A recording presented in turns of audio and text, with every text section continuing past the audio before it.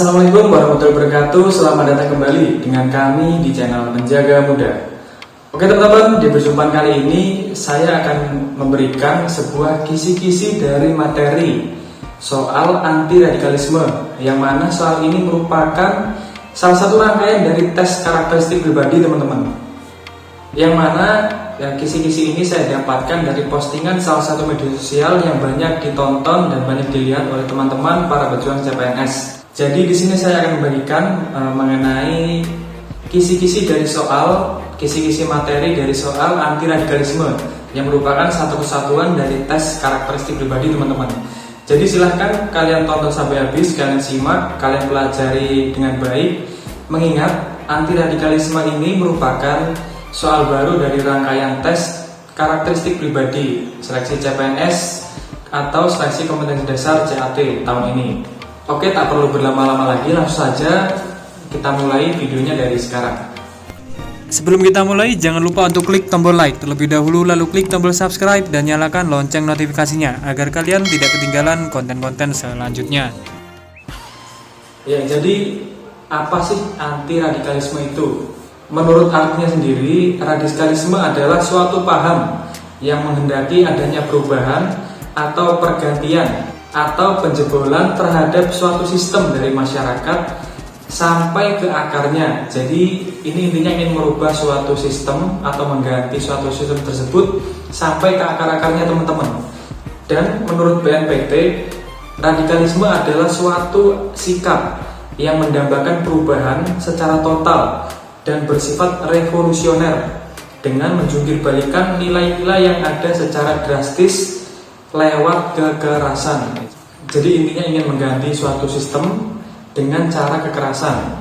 Lalu untuk ciri-ciri orang yang menganut radikalisme adalah yang pertama, orang tersebut adalah orang yang intoleran atau tidak mau menghargai pendapat bahkan keyakinan orang lain. Nah, ini sangat parah dari radikalisme ini. Lalu yang kedua adalah fanatik atau selalu merasa pandangan diri sendiri paling benar. Apabila orang lain berbeda pandangan dengan dirinya, maka orang tersebut akan dinilai atau dianggap salah teman-teman. Lalu bersifat eksklusif atau membedakan dirinya dari golongan lain. Jadi intinya membeda-bedakan orang yang akhirnya menyebabkan kesenjangan sosial teman-teman. Jadi ini memang sangat tidak pantas untuk dianut paham radikalisme ini.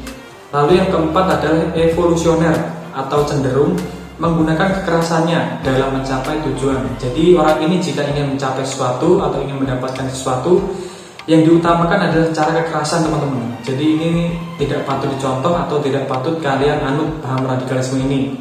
Jadi mungkin ini merupakan alasan pemerintah juga memasukkan anti radikalisme dalam soal seleksi CPNS yang dimasukkan ke dalam tes karakteristik pribadi teman-teman. Lalu untuk ciri radikalisme sendiri adalah yang pertama, menanggapi suatu kondisi dalam bentuk penolakan, perlawanan, bahkan kekerasan. Jadi intinya ini tidak sesuai.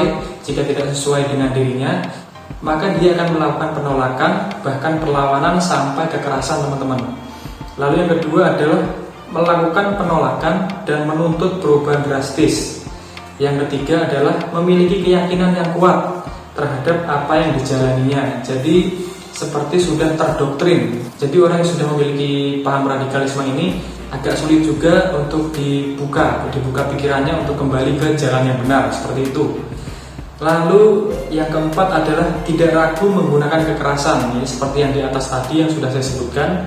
Lalu yang terakhir adalah berbeda pandangan dengannya berarti salah. Nah ini tidak patut dicontoh juga teman-teman. Karena menurut saya berbeda pandangan itu wajar, ya, karena namanya manusia pun berbeda-beda, cara pikirnya pun berbeda-beda, maka kita harus menghargai pandangan orang terhadap apapun itu walaupun berbeda dengan kita. Lalu untuk cara mencegah radikalisme, yang pertama adalah meningkatkan pemahaman akan agama dan kepercayaan. Nah ini jadi intinya kembali lagi ke pribadi masing-masing, agar kita terhindar dari paham-paham yang tidak jelas atau intinya negatif untuk diri kita, mungkin orang lain juga berdampak negatif. Jadi yang pertama yang dapat kita lakukan untuk mencegahnya adalah dengan mendekatkan diri kepada yang kuasa teman-teman, sehingga kita tahu bahwa yang kita lakukan ini benar atau salah. ajaran yang kita anut ini sesuai dengan agama kita atau tidak. Nah, ini perlu kita pelajari juga, sehingga kita memang perlu mendekatkan diri lagi kepada yang kuasa. Ini yang pertama. Lalu yang kedua adalah membuat komunitas pecinta damai. Lalu yang ketiga, tidak menyebarkan berita hoax. Ya, ini adalah cara mencegah radikalisme. Jadi apabila kalian mendapat informasi yang kurang jelas, terutama mengenai CPNS ini, jadi jika kalian mendapat informasi seputar CPNS yang sekiranya meragukan sumber informasinya, jangan langsung kalian sebarkan teman-teman. Jadi stop di kalian saja, tidak usah kalian sebarkan berita itu lagi.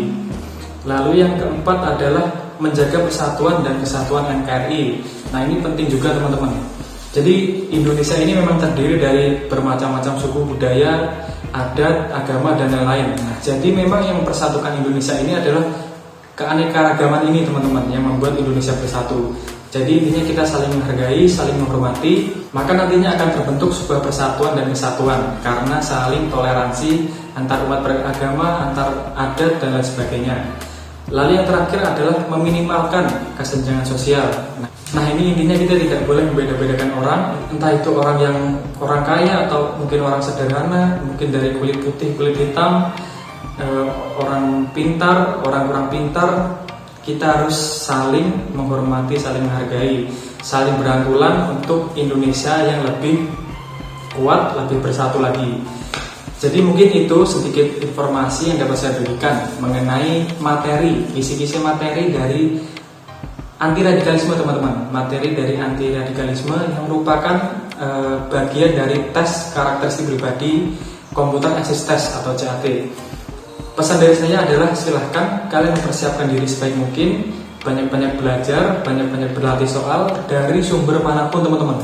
Kalian jangan terpaku terhadap satu sumber saja. Lebih banyak kalian belajar, akan lebih siap diri kalian. Dan yang terakhir adalah jangan lupa untuk berdoa agar kalian dimudahkan setiap usaha kalian, setiap langkah kalian untuk mencapai kesuksesan kalian. Semangat terus para pejuang CPNS. Saya akhiri perjumpaan kita kali ini. Jangan lupa dukung terus channel kami dengan cara subscribe dan share sebanyak-banyaknya agar kami dapat terus membagikan informasi-informasi penting untuk kalian seputar CPNS, khususnya CPNS penjaga tahanan. Terima kasih untuk kalian yang sudah menonton. Semoga konten kali ini bermanfaat untuk kalian sebagai bahan untuk belajar kalian menghadapi seleksi CPNS di tahun ini. Sampai jumpa di konten-konten selanjutnya. Wassalamualaikum warahmatullahi wabarakatuh.